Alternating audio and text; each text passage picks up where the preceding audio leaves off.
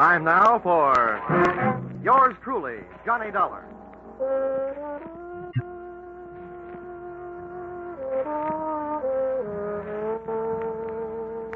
The next half hour has its baggage packed to take a trip with America's fabulous freelance insurance investigator, Johnny Dollar. At insurance investigation, he's just an expert. At making out his expense account, he's an absolute genius. Expense account submitted by Special Investigator Johnny Dollar to Frederick Kimball, General Manager of Fine Arts Insurers Incorporated, New York, New York. The following is an accounting of my expenditures in the investigation of the stolen portrait of the Duke of Masson, or who opened the season on canvasback dukes.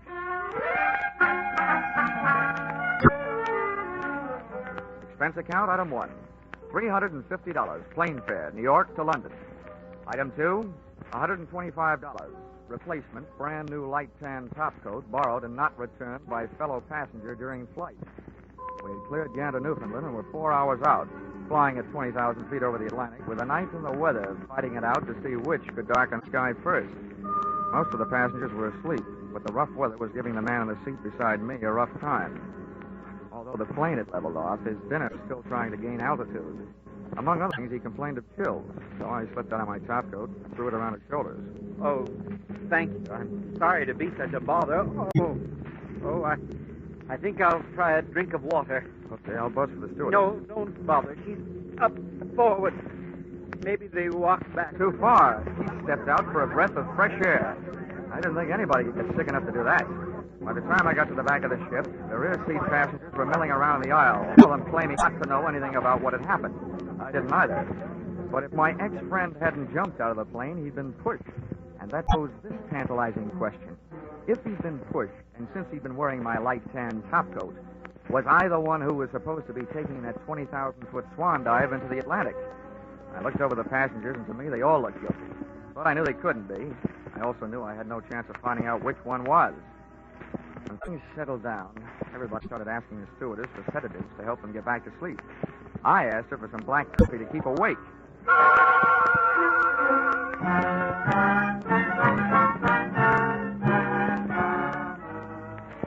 By 4 o'clock the next afternoon, I was in good health, in London, and in the office of your policyholder, Dexter Morley. Yes, I've been expecting you, Dollar. Your company cabled that you were coming. They're very generous of them to send you all the way over here to help. The way I have to pad my expense account to make an honest living. Don't ever accuse my clients of generosity. Oh? Oh, no. They aren't being soft-hearted benefactors. They're being hard-headed businessmen. If that painting stays lost, it'll cost them $250,000. Well, I'd better brief you from the beginning. Oh, if I yawn during your story, Morley, don't mind. I'm just sleeping. I see. Very well, I'll make it brief, Dollar. Well, during my lifetime, I've developed an overwhelming appreciation for fine painting. Unfortunately, I have not been able to develop the fortune that should go with it. As a result, I haven't only not been able to buy any great paintings, I've not been able to afford to travel to the museums around the world where the great masterpieces hang. Well, I guess there must be a lot of people stuck in the same fix. Exactly, and that's what gave birth to my plan. I have organized what you might call the Masterpiece of the Month Club. Its members are 12 of the top museums and galleries in the world. This plan calls for them to rotate their most famous paintings. In other words, if the people can't afford to come to the pictures, my scheme brings the pictures to the people. A new one, every month. Well, that's very interesting, Mr. Morley. But let's talk about the one that got away. Oh, yes, of course. I was merely outlining the background of this case to delineate my responsibility in the matter. Well, so now we know that you feel personally responsible for the loss of the painting, even though it's well insured. Mr. Dollar, no amount of money can get that picture repainted by the man who originally painted it. The artist, Bonnet, has been dead for more than 300 years. Oh, a real gone guy. Now, if we fail to recover Bonnet's masterpiece, the Duke of Masson, it would not only be a tremendous shock, but also a tremendous loss to the world of art. Further, it would ruin my reputation. The very first thing to be loaned arrives here in London from Paris 4 days ago, and the first night after I deliver it to the museum, it is stolen off their wall. Okay, Mr. Morley. So much for the story. Where's the museum? It's the New Art Gallery at Coventry. Here's the address. I won't be able to accompany you myself as I'm flying across the channel immediately to try to calm the officials in Paris, the ones who loaned the stolen painting. They've been calling incessantly. I'll phone my assistant, Miss Harding, to meet you at the main entrance in the museum at, let's say, 45 minutes. Okay. Tell her I'll be the man asleep on the step.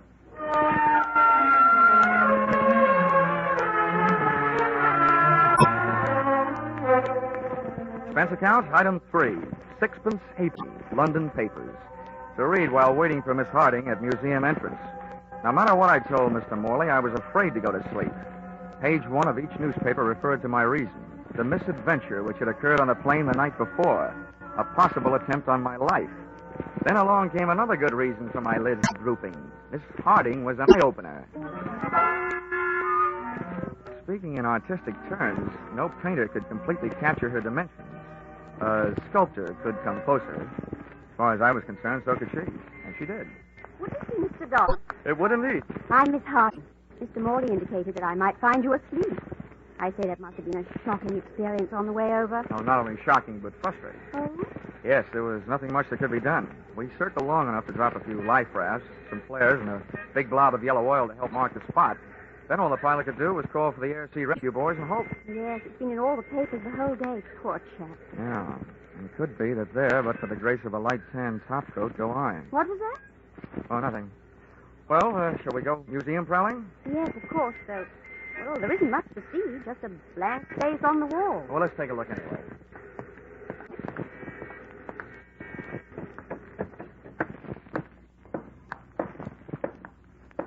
Hey, did you say a blank space on the wall? Why, yes. You mean they stole the painting frame and all? Indeed, they did.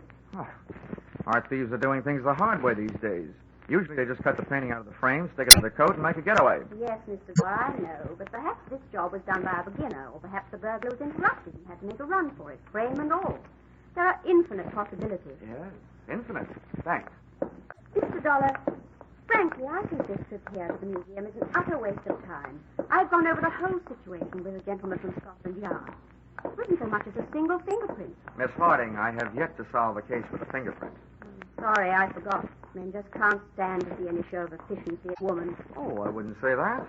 It's according to what they are applying their efficiency. I'm speaking of business. Mr. Dollar, I'm sure that I can save you a great deal of trouble. I've already done an extraordinary amount of research on this case. Well, be careful what you tell me, Miss Harding. At this point, I confuse easily. Mr. Dollar, a child could understand what I have to tell you. Sometimes a wide-awake child is better than a sleepy man. But go ahead. Well, now, this is the place, right here. Oh. There.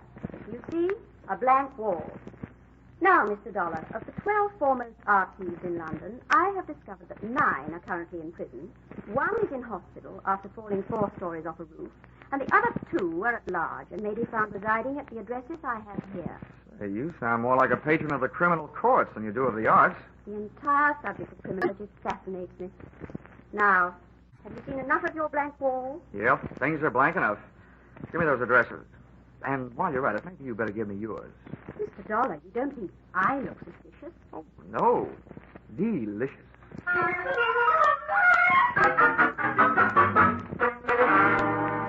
Expense account, item 4. 5 shillings. Cab fare to Scotland Yard. Tip to driver, 2 bob. When it comes to money, I speak all languages. Scotland Yard from the outside looked like a big public school. Well, it has taught a lot of lessons to a lot of people. Inside, it was tea time. When I inquired for the officer in charge of the robbery with which I was concerned, I was led to an Inspector Carew. First, he gave me a cup of tea. Then he gave me my lumps. Mr. Dollar, you sit here and ask me why we haven't done something. Believe me, sir, the yard is not as archaic as its architecture. There's a simple legal procedure which must occur before we can make either an investigation or an arrest. Well? First, a complaint must be lodged by the legal owners of any stolen property. At that point, and at that point only, are we allowed to act. You mean nobody called for help? Well, naturally, when the museum discovered the painting gone, they immediately rang us up. We went to court to gather primary evidence. Unfortunately, there was none. Well, what about the owners of the painting, the museum in Paris? As yet, we've heard nothing. We expect to momentarily. Inspector, just out of curiosity, what about this girl, Miss Harding? I'd say she's, a jolly fine type. I mean, do you know anything about her? I say, didn't you Yanks carry off enough of our girls after the war? I'm not in the import business. I mean, is she known to you professionally? What? You suspect her? Well, not particularly, but she did give me this list. In her opinion, this is the who's who and where they are of your city's light-fingered art lovers. Let me see it. Well, quite complete and quite accurate. Hardly the work of an amateur. Where in the world would a young lady like Miss Harding come into such information? That, Inspector Carew, is exactly what I'm driving at.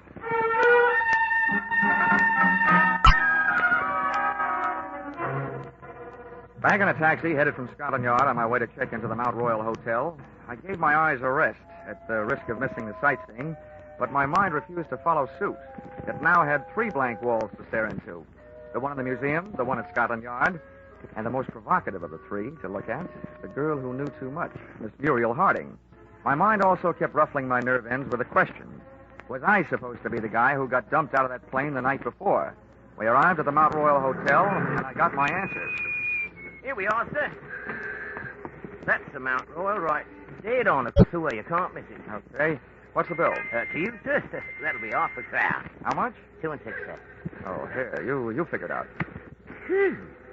God, ever so, Governor. Look out, Governor. Mind that car! That was a close one. You all right, Governor? Yeah. Blimey, since the cars are back on the street, it's more dangerous to walk around now than it was when them bloody buzz bombs were dropping. Yeah, a couple of good things about the buzz bombs, though. Nobody aimed them at you personally, and nobody was at the wheel to steer them.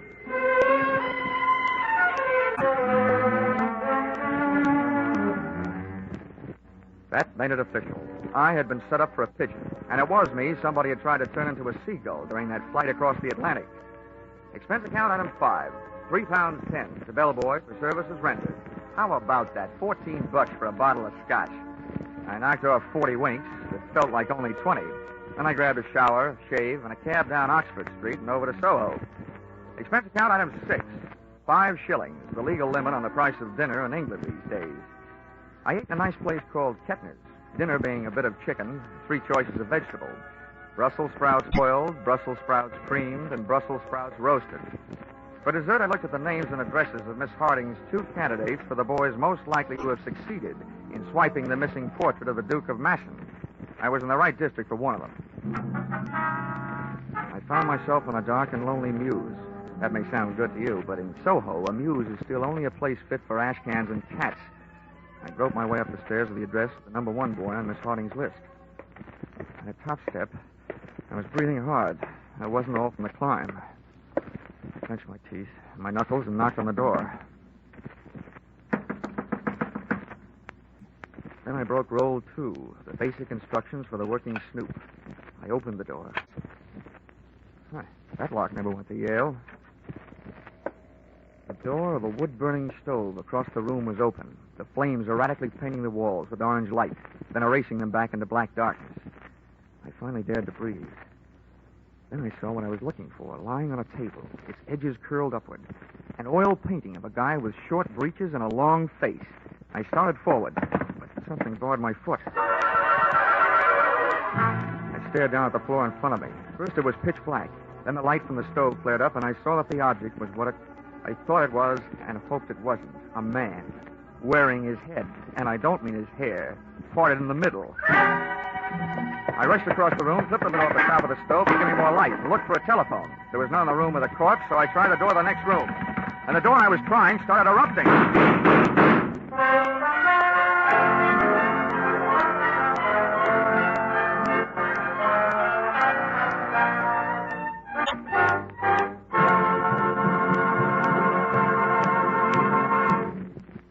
In just a moment, we'll turn to the second act of Yours Truly, Johnny Dollar. But first, we want to remind you that those delightful, charming neighbors, Ozzie and Harriet, are coming back home next Sunday night, coming back to CBS. You'll be able to join them on most of these same stations at 6:30 Eastern Standard Time, just before the Jack Benny Show. Ozzie and Harriet now have their own sons, Ricky and David, playing themselves in place of the young actors who formerly portrayed them. So make it a party for your whole family when Ozzie and Harriet, Ricky and David come home with their fun and laughter to CBS next Sunday night. And now, back to Yours Truly, Johnny Dollar.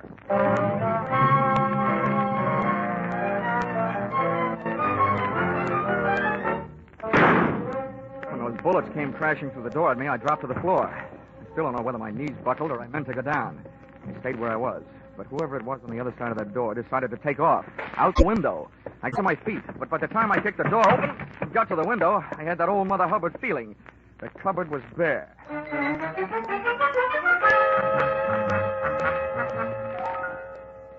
what I'm doing here in your flat, Miss Harding. After my little adventure, the first thing I did was to call the police. And the second was to come here to call on you, the girl who steered me into that shooting gallery. Well, you needn't sound so annoyed at me. Of course I advised you to go there, but after all, it was your duty. And you did recover the picture. And almost lost my health doing it, for the third time. Really? Yes, really. First, somebody tried to make a seagoing paratrooper out of me. Then they tried to make me part of the pavement by running me down with an auto. And now tonight, somebody on the other side of a door tries to turn it into my personal copy of the Pearly Gates. That's really enough for me. Mr. Dollar, where is the painting now? At Scotland Yard. And now let's change the subject back.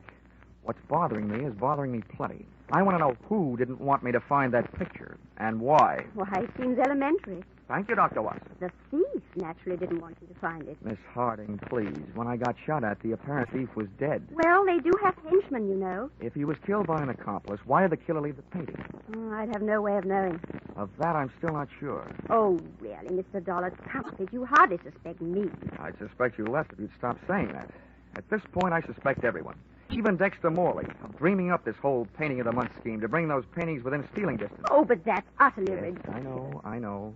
If that was the plan, he'd wait until he had more than one picture on the road to steal. That's why I don't suspect him. Well, frankly, I don't see why you continue to worry. After all, your part of the job is done, isn't it? Yeah, I suppose you're right. But I still have a yearning burning deep down inside of me to break somebody's neck. Mind if I use your phone? Of course not. Help yourself. Thanks.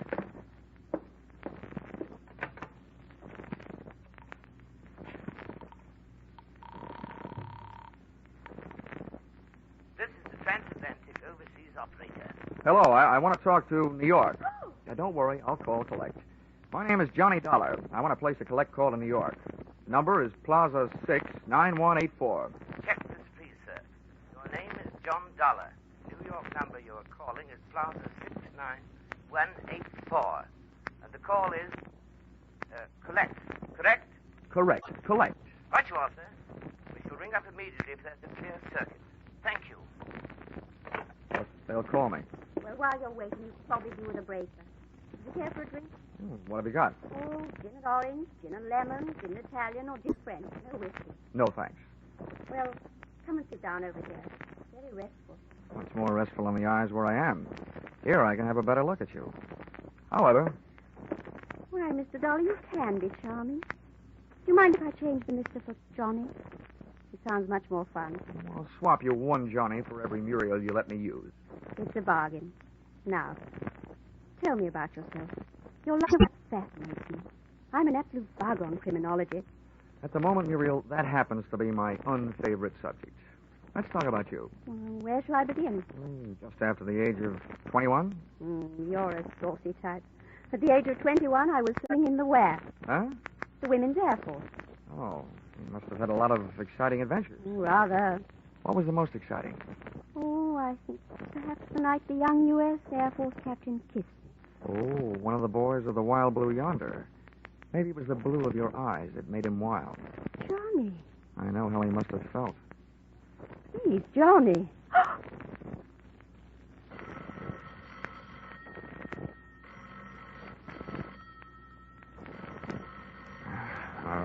I'll be right back. All right, darling. Hello? Are you there? Are you there? Of course I'm here. Mr. Dollar? That's right. We're ready with your call to New York. We shall signal at the end of 3 minutes. Are you ready to talk? The minute you stop. Right you are, sir. Carry on. Hello? Hello? Is this the Fine Arts Insurers? I want to talk to Mr. Kimball. Yes, Dollar. I'm on the line. Go ahead. Well, you can stop worrying, Kimball. I got the painting back. You say you did get it back? That's right. It's safe. All you'll have to pay is the price of a new frame. But that you say, what happened to the frame? Well, the guy who swiped it took the painting out of the frame. I don't know where it is. Well, ask the culprit what he did with it. I can't. He's dead. Well, then look for it. That frame itself is worth $10,000. It was insured along with painting. Okay, Fred. Don't blow out any bridge work. I'll look around for it. Give it everything you've got, Dollar. I came too near doing that already. What do you say? Okay, Fred. I'll cable you what happens. Goodbye. Well, Muriel, vacation's over. I just got put back to work. I gather from your conversation they want to send you chasing off into the night to look for the picture frame. Yeah, that's it. Oh, it's ridiculous. The police have probably already found it somewhere in that fellow's flat. I'll check that. My work is personal service. But Oh, must you go, Johnny? It's only 10:30. Couldn't you put it off till morning? Well, there's nothing I'd like better, but... Couldn't you stay even for a little while? Well, just long enough to calm my nerves.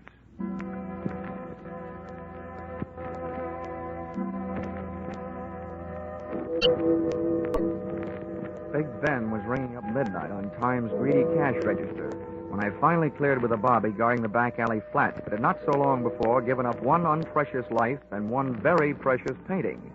The place was darker than it had been on my previous visit, and when I groped for the electric switch, I realized why. There had been a brisk fire blazing before. In the bottom grate of the stove, I found enough unburned portions of the hot picture frame to justify my conclusions. And I found something else that came under the category of hot rocks. Expense account, item 7. Cab fare, office of Dexter Morley. The front door was not only locked, it was barred. However, at the back of the building, I had better luck. A loose window down to the basement. I'd just broken a law, but I didn't want to break my neck, so I snapped on a light. The basement was loaded with cabinet-making equipment. But for my dough, they weren't making any cabinets. There was a bench with a power drill, and on the floor below it, a pile of sawdust and wood shavings. That was normal enough, but the sawdust pile was glinting with tiny specks of crystallized glue. With what I had now, all I had to find was Dexter Morley. He made that easy. He found me. Stay down there, Dollar. Right where you are. Well, welcome home from that trip to Paris you didn't take.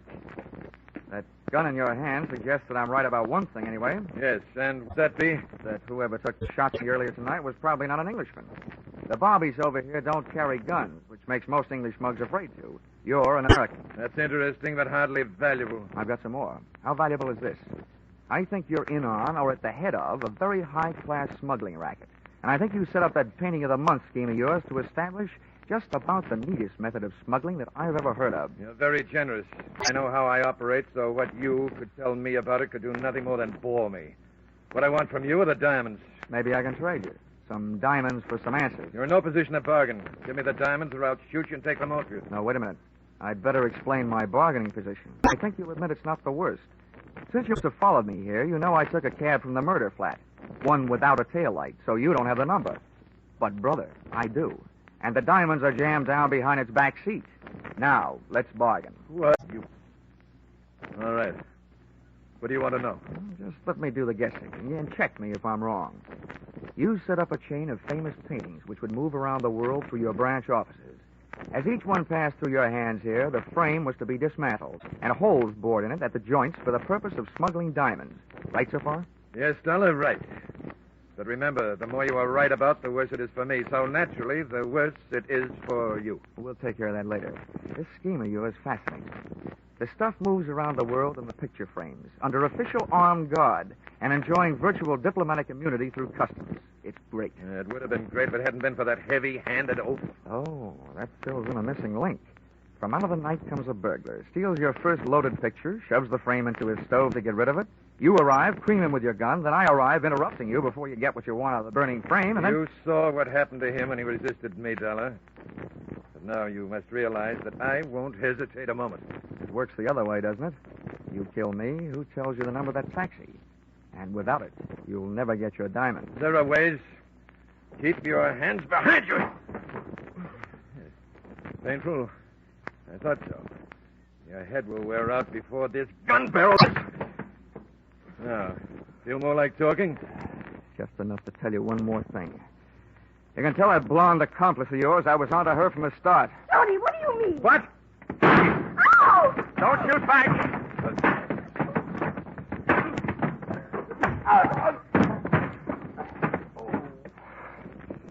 I can't repay you for those 3 tries you made or had made on my life, Morley. But here's what it feels like being hit on the head with a gun. Yeah, rockabye booby. Muriel, look out, you'll fall. I told you, that's a very undignified way for a lady to enter a room, through a basement window. Johnny, I was only trying to help, and there you were accusing me of being his accomplice after all those nice things you said to me before. Whoa, wait a minute. Oh, I followed you. I wanted to see how you worked. Oh, great. You and your criminology. At least you might have stepped in before you hit me those... Look at my head. Oh, I'm sorry, Johnny. It's just that I love crime. Well, come on, get up. Oh. Would be a crime if Mr. Worley there woke up and I had to put him back to sleep again before the police got here. Well, what was it all about? It was about these little black things. I've got a pocket full of them. Here, scrape one of them with your fingernail. Oh, glass. Honey, that's the kind of glass a fellow hands his girl when he wants to be engaged to marry her. Johnny, darling, you mean... Yes, I mean only that they're diamonds.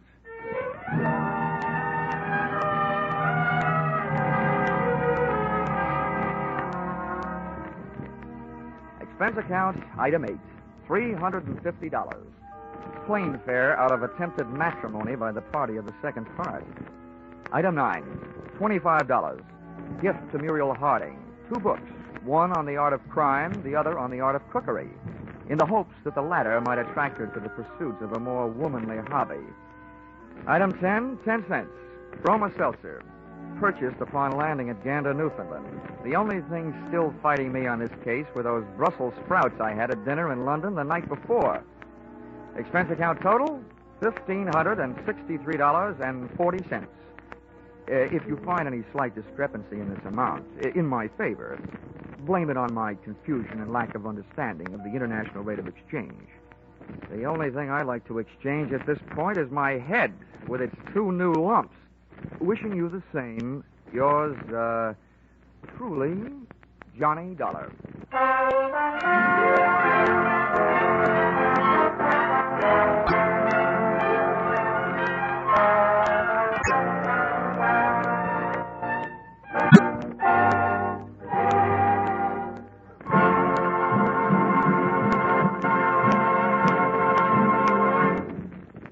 In just a moment, more about Johnny Dollar. But first, Academy Award winner Jane Wyman comes as guest to the Family Hour of Stars, and Ozzie and Harriet return in triumph to CBS. These are 2 headline-making events for next Sunday night. Add these 2 shows to the top comedy of Jack Benny, the feminine charm and dramatic talent of Helen Hayes and Eve Arden, the ace comedy teams of Amos and Andy and Lemon Abner, and CBS Sunday night makes great news. On top of this, there are the notable mystery capers with Sam Spade and the laughter with Life with Luigi and It Pays to Be Ignorant. So don't miss a single one of CBS 10 great entertainments next Sunday night when they're heard over most of these same stations. Jack Benny, of course, comes to you over them all.